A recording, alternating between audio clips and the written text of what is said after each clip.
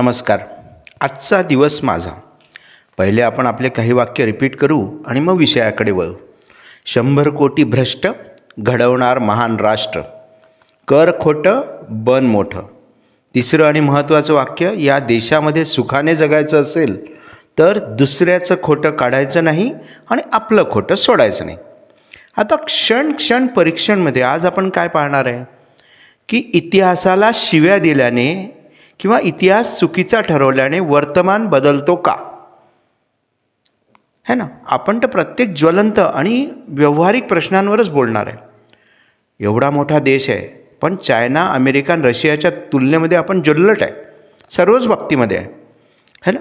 तर कुठे थंडी असेल, कुठे ऊन असेल, कुठे वारा असेल, कुठे पाऊस असेल, कुठे आनंद असेल, कुठे दुःख असेल, अशा वेगवेगळ्या गोष्टी असतील. त्याच्यामुळे मी जे म्हणतो हे आज तुम्हाला लागूनही होणार, पण केव्हा ना केव्हा होईल, है ना. जसं इथे पाऊस सुरू आहे तर तिथे नसू शकतो, पण कधी ना कधी तिथे पाऊस येणार आहे. त्याच्यामुळे मी जे म्हणतो हे 100% तुम्हाला लागू होणार आहे किंवा तुमच्या इथे सभोवताल झालेलं असेल.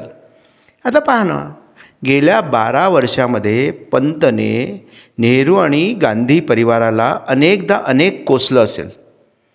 त्याला काय वाटतं की मी यांना कोसलं की वर्तमान बदलेल, म्हणजे प्रत्येकाचे भ्रम असतात. पण माझं असं म्हणणं आहे की गेल्या 12 वर्षामध्ये जेवढ्या रुपयाने आपण लुटल्या गेलो त्या प्रमाणात विकासन प्रगती झाली नाही.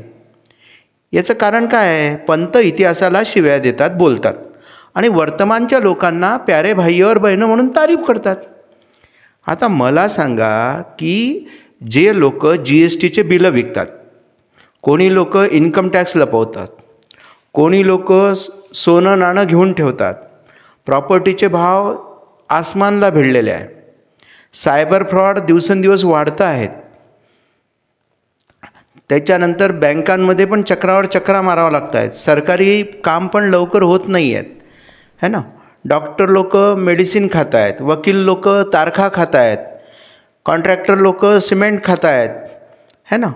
रेशन कार्ड घोटाळे बंद झाले, पण रेशन कार्ड बनवायलाच इतका पैसा लागतो की अर्धे लोक तर अर्ध्या मधातच सोडून देत आहेत. दिवसेंदिवस प्लॅस्टिक प्रदूषण तर वाढून राहिलं. प्रत्येक गोष्टीला रॅपिंग पॅकिंग. झाडं, एवढे मोठे मोठे अपार्टमेंट पाहतो, एवढ्या बिल्डिंगा पाहतो, एवढे रस्ते पाहतो, एवढे हायवे बनले, मोठे मोठे 4 लेन 8 लेन, आजूबाजूला कुठेच मला झाडं दिसत नाही. आणि कोणची पर्यावरणाची गोष्ट करतो, है ना. गरीब तसेच आहे, ते योजनांमध्ये पैसे घेतात, है ना. लोकप्रतिनिधी वरच्यावर मलाई खातात.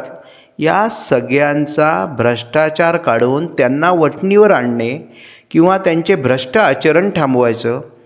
वाहतुकीचे नियम तर कोणीच पाळत नाही, कसंच नाही पाळत, है ना.